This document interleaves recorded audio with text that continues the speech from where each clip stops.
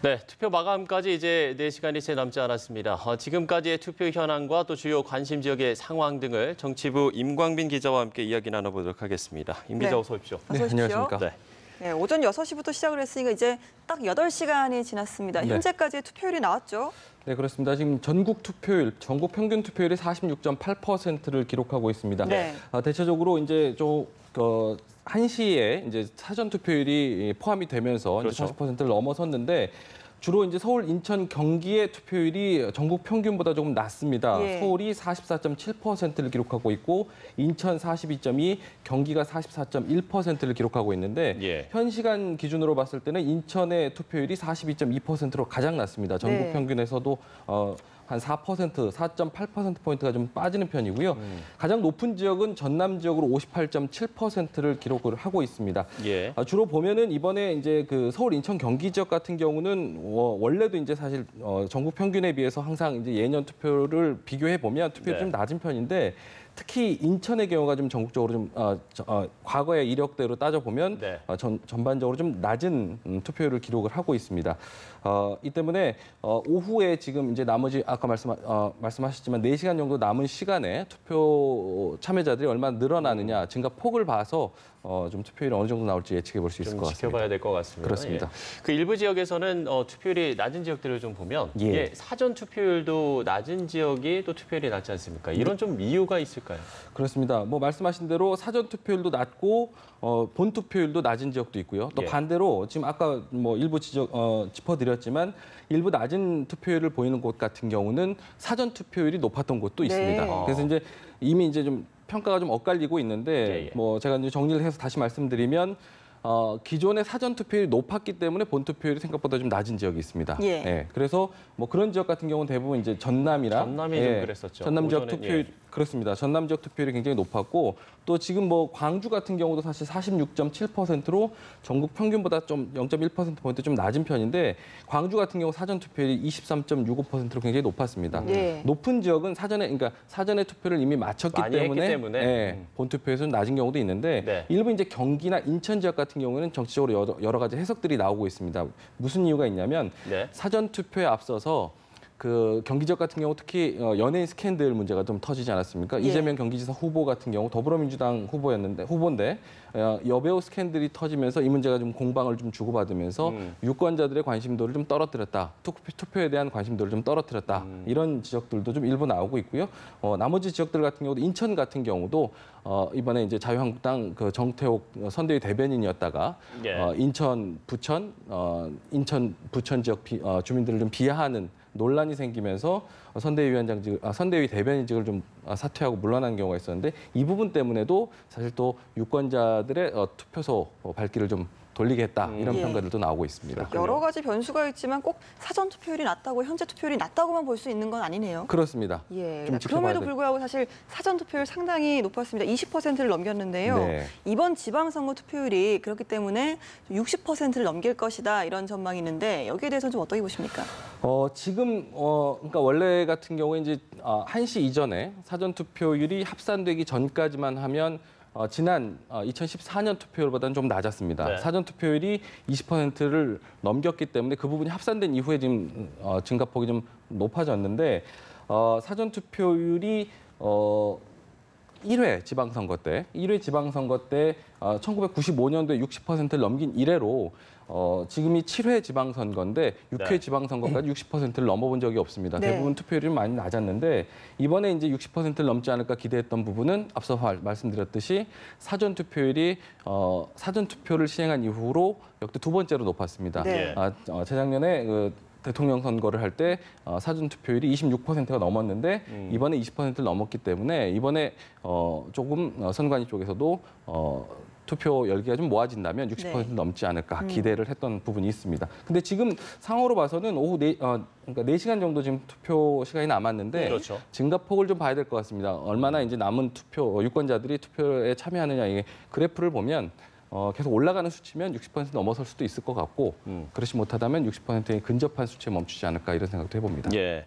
후보들의 공식 선거 운동이 이제 어젯밤 자정을 끝으로 끝이 났는데 네. 마지막까지 표심을 잡기 위해서 열을 올렸다고 하던데 실제로 좀 어땠습니까? 네, 통상 이제 선거 운동이 시작되는 선거 운동 기간 13일 정도 되는데 선거 운동이 시작되는 첫날과 마지막 행선지를 보면서 이제 각 당 또는 각 후보들의 어떤 선거 그렇죠 전략이 보인다라고들 얘기하지 않습니까? 더불어민주당 같은 경우는 어제 이제 마지막 투표 동선의 일정을 좀 살펴보면 예. 그 추미애 민주당 대표 같은 경우는 부산과 울산을 들려서 대구와 대전을 거쳐 서울로 올라와서 서울에서 마지막 유세를 끝내면서 공식 선거운동 기간을 마무리했는데 경부선 라인이라고 평가를 예. 하고 있거든요. 예, 예. 경부선을 역주행하면서 서울로 올라오는 코스로 해서 선거운동을 마무리했습니다. 아무래도 이제 그 영남 지역에 이제 새로운 민주당으로서는 기회가 열릴 수 있는 곳이다라는 기대치가 커지면서 경남 지역, 부산 경남 지역 쪽에 이제 선거에 총력을 좀 다했던 부분이 있는 거죠. 예. 마지막에 이제 서울에서 마무리한 것은 역시나 이제 서울이 최대 격전지이기 때문에 서울에서 네. 마무리를 한 겁니다. 자유한국당과 뭐 바른미래당 나머지 야당들도 마찬가지로 서울에서 이제 주로 마무리를 했습니다. 대신에 이제 홍준표 대표 같은 경우는 자유한국당 홍준표 대표 같은 경우에는 선거운동 기간에도 여러 가지 이야기들이 많이 나오지 않았습니까? 그래서 이제 어제 같은 경우는 현장 유세보다는 SNS를 통해서 지역 후보들을 응원하는, 지원하는 글을 주로 올렸고요. 예. 또 상대 후보의 약점을 파고드는 전략을 취했습니다.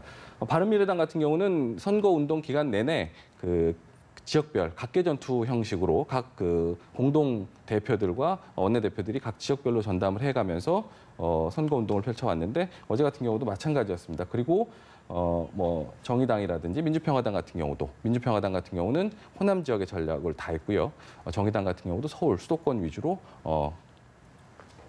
선거 운동에 집중을 했습니다. 예. 예, 어제가 선거운동 마지막 날이었는데도 불구하고 이 북미 정상회담에 온통 관심이 쏠렸습니다. 사실 이번 선거의 최대 변수로 꼽히기도 하는데 그렇습니다. 자 여야의 반응은 어땠습니까?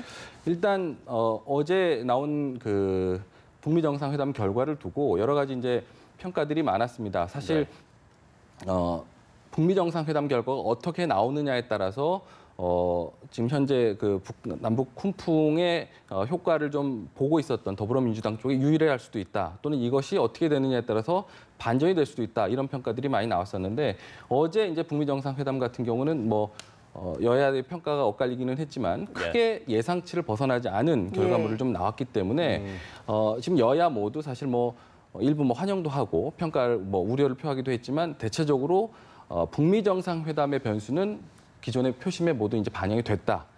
어제 열린 북미 정상을 통해서 어떤 선택을 바꿀 수 있는 계기는 아니었다. 이런 평가를 좀 하고 있습니다. 예. 그러면 우리가 이 마지막 나온 여론조사를 보면 예. 그야말로 뭐 기울어진 운동장이라고 할 만큼 이 민주당의 우세가 상당히 강했는데 예. 여론조사 공표가 금지된 기간에 이게 좀 변함이 있었습니까? 뭐 이런 어떤 이야기들이 좀 나오고 있습니다. 사실상 깜깜이 기간이라고 해서 여론조사를 공표하지 못하기 때문에 그 기간 동안에 어떤 여론이 어떻게 변화했는지 수치상으로 느낄 수는 없습니다. 6일 동안에 이제 여론조사 깜깜이 기간이라고 하는데 네. 앞서서 말씀하셨지만 가장 마지막에 이제 공표된 여론조사 내용을 보면 17개 광역 단체 가운데 14곳에서 더불어민주당이 우세한 쪽으로 나타났고 그랬죠. 또 나머지 이제 3개 지역 같은 경우에도 보면 한 곳은 무소속이 우세를 했고 제주 같은 경우 원희룡 무소속 현 지사가 네. 우세한 것으로 나타났고 예. 대구 경북의 표심까지도 이제 주목이 됐는데 특히 이제 대구 같은 경우는 아주 근소한 오차 범위 내 접전으로 나타났거든요. 네. 자유한국당이 좀 앞서는 것으로 나타나긴 했지만 더불어민주당 후보도 오차 범위 내 접전을 펼치고 있었기 때문에 이 부분이 어떻게 바뀌었을까에 대해 주목을 하는 것 같습니다. 예. 다른 것보다 이제 그런 판세와 그 전망에 대해서 어느 정도 굳어진 면이 있지만 그 사이에도 많은 변수들이 있었습니다. 특히 앞서서 아까 경기지사 같은 경우 여배우 스캔들 문제가 터졌었고요. 인천 같은 경우에서도 앞서 말씀드렸듯이 네, 반환 논란이 있었죠. 지역 비하하는 논란이 있었고 예. 그 논란에 대한 반박을 하는 과정에서 또 문제가 됐었던 부분도 있었습니다. 그래서 이 부분들이 표심에 어떻게 반영이 됐을까에 대해서는 아직 뭐 드러난 수치상으로는 없지만 예. 이 부분들이 유권자들의 마음을 좀 움직이지 않았을까라는 평가들은 있습니다. 다만 앞서서 그 말씀드렸던 그 17개 마지막 그 여론조사 공표됐던 부분에서 워낙 격차가 컸기 때문에 그 격차를 완전히 뒤집을 수 있느냐에 대해서는 여러 가지 이제 시선이 엇갈리고 있습니다. 그렇군요. 예, 이제 투표 마감까지 4시간이 채 남지 않았습니다. 일단 예. 투표가 끝나고 개표가 진행이 되면 자 결과 같은 경우는 좀 밤이 깊어야 나오겠죠? 일단은 앞서서 설명드렸던 여론조사상으로만 본다면 판세가 금방 드러나지 않을까라는 생각도 듭니다. 네. 네. 보통 통상 이제 우리가 유권자들이 국민들이 투표 결과를 지켜본 상황을 좀 보면은 투표가 끝나는 6시에 이제 언론사에서 출구 조사를 제공하지 않습니까? 출구 조사를 6시 정각에 이제 공표를 하게 되는데 그때쯤에 이제 당선자의 어떤 대체적인 윤곽, 그림들은 그려볼 수 있을 것 같습니다. 그리고 이제 6시에 투표가 마감이 되면 그때부터 이제 투표소에 투표함을 이제 개표소로 옮기게 되는데 그렇게 옮겨지게 되면 먼저 사전 투표가 끝난 것부터 분류를 하기 시작해서 첫 언론사에 이제 선관위에서 데이터를 올리는 시간이 보통 7시에서 7시 반 정도가 됩니다. 그렇군요. 그때부터 이제 개표 수치를 저희가 확인을 할 수 있을 텐데 그때부터 어느 정도 이제 그 초반에 어떻게 그려지느냐를 일단은 지켜봐야 될 거고 그 개표가 한 3%, 5% 정도 진행이 되다 보면 어느 정도 이제 간격이 좁혀지느냐, 늘어나느냐를 볼 수 있을 것 같습니다. 예년의 사례를 들어보면요. 2014년도 같은 경우만 해도 박빙의 승부를 펼쳤는데 예. 9시 정도쯤에는 5개 지역에 윤곽이 좀 드러났습니다. 그래서 5개 지역이라 한다면 기존의 호남, 영남 어느 정도 텃밭이라고 해왔던 지역에 윤곽이 가장 먼저 드러났고요. 예. 그 뒤에 이제 10시 넘어서 이렇게 드러난 적이 있습니다. 과거처럼 2010년도쯤인가요? 2012년도인가 그 한명숙 오세훈 서울시장의 승부가 아주 박빙으로 흘렀을 무렵에 그때는 새벽 늦게까지 아침 동이 틀 때까지도 이제 예측 결과물이 나오지 않아서 그때까지도 이제 선거 방송을 했던 기억이 있는데 지금 같은 경우는 어느 정도 이제 그 여론조사 상대로만 나온다고 한다면 그것보다는 훨씬 더 빨리 새벽 2, 3시쯤엔 최종 결과까지도 확인할 수 있지 않을까 싶습니다. 예, 그렇군요. 지금까지 투표 현황과 또 주요 관심 지역의 상황, 정치부 임광빈 기자와 이야기를 나눠봤습니다. 네, 오늘 수고하셨습니다.